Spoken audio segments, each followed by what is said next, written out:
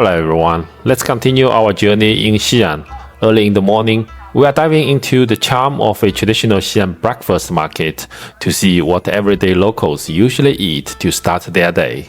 After that, we will head over to the Xi'an Museum, explore the glorious history of this ancient capital. This is the second day in Xi'an. Today, now we are in the breakfast market. It is a very noisy place. We are going to check out the local breakfast and let's go.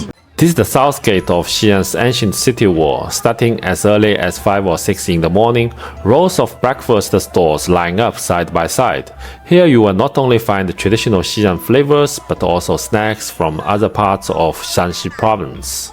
As a visitor from Shanghai, I find this breakfast scene really refreshing. Mainly different types of noodles, rojamo, the Chinese hamburger if you remember, and the local specialties like spicy hot soup, tofu pudding, and the soup dumplings. Most of these stores are frequented by locals, resident tourists, with vendors' calls, steam rising into the air, and people lining up for food. The whole place is filled with a lively, down-to-earth atmosphere.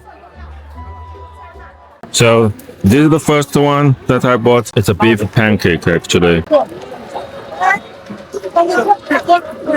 The bread is kind of like crispy, but it's a little bit hard to chew. And the beef is really good. I think they put like seasonings and other flavors that I don't really understand, but it's really tasty. So Vera is buying mahua. I don't know how to translate. The mahua is like the bread, the twisted bread is like intertwined each other. This lady also pouring out some kind of like soup. I just bought this one. It is called a donkey meat hamburger. Look at the texture of the meat. This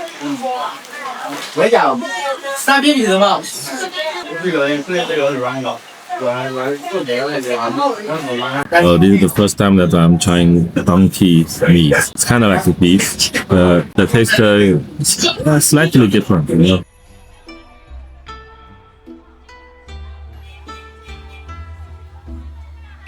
Although it's only my second day in Xi'an, what strikes me the most is how well the city has preserved the traces of ancient Chinese history. Historical buildings can be seen everywhere. Compared to Shanghai's modern skyscrapers and the neon lights, Xi'an feels much closer to the image of a traditional Chinese city, a blend of modern development and ancient Chinese style. What stands out most here is the traditional way of doing business, kind of local commercial culture that existed in China before Western-style chain stores entered the country.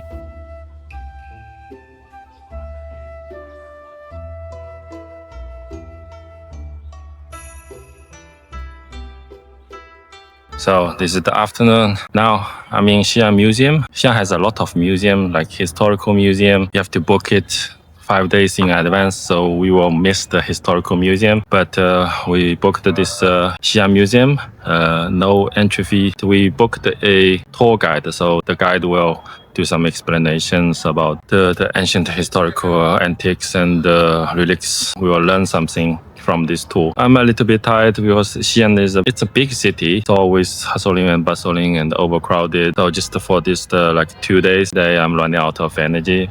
But the trip has to be continued, especially Vera isn't very energetic as well, so I have to take care of the family. So this is the constraints of this trip, but I will try my best to show you something. But I will make the video a little bit shorter than usual. So yeah, that's it.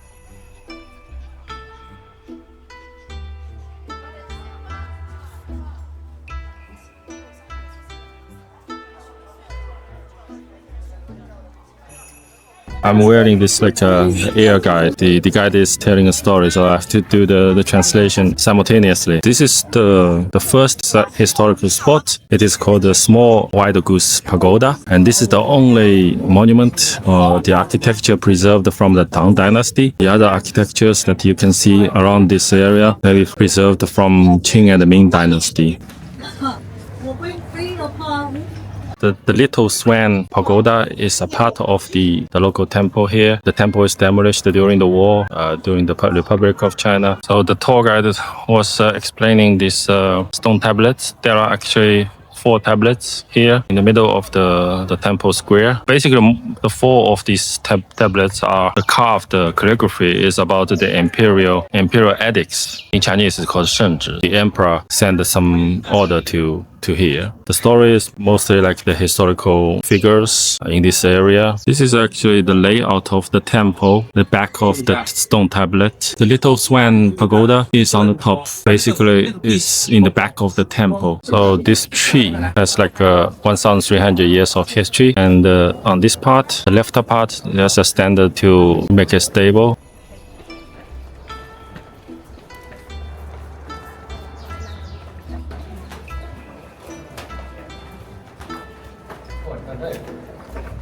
So here is the drum tower and the bell tower on both sides of the road. So this is the basic setup in the Chinese temples, the bell towers and the drum tower. Basically, it's like a time alarm for the monks to do their jobs during the ancient time. Now we are reaching out the entrance of the temple. You can see 3 entrances basically. Back in the ancient time, it's almost forbidden for the average civilian to enter the temple from the middle gate, and the average person are asked to enter the temple from the side doors. You know, in China, it's all about like hierarchies. Governmental officials always above the average people, right? So when you see a temple, it is also designed in such way, display the hierarchy of the population. Now we are getting into the modern architecture, which is the museum. They preserve the kind of like the historical relics. Let's get in and take a look what kind of treasures do they have in the museum.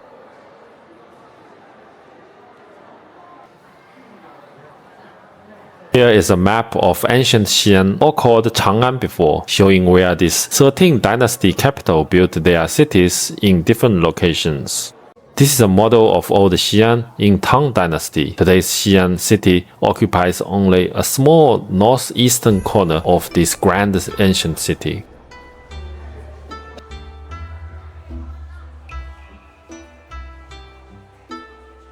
These bronze vessels were common containers in ancient China, but many people don't realize they were actually ritual utensils for human sacrifices. This is a wine cup used by ancient nobles, made from rhino horn. The Tang Dynasty produced the most of this type of pottery figurines, with the terracotta warriors being one example.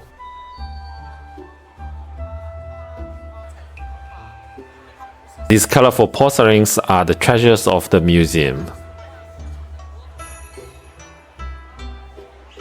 These artifacts are fascinating. In ancient China, the worship of dragons and the reptilians reached to almost a fanatical level.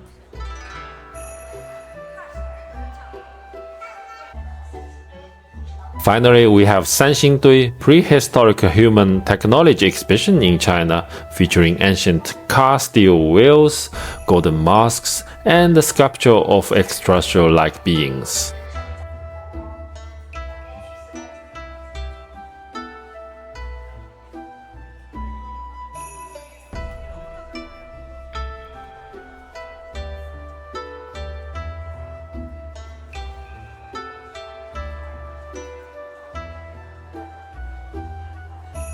Thank you so much for watching this episode.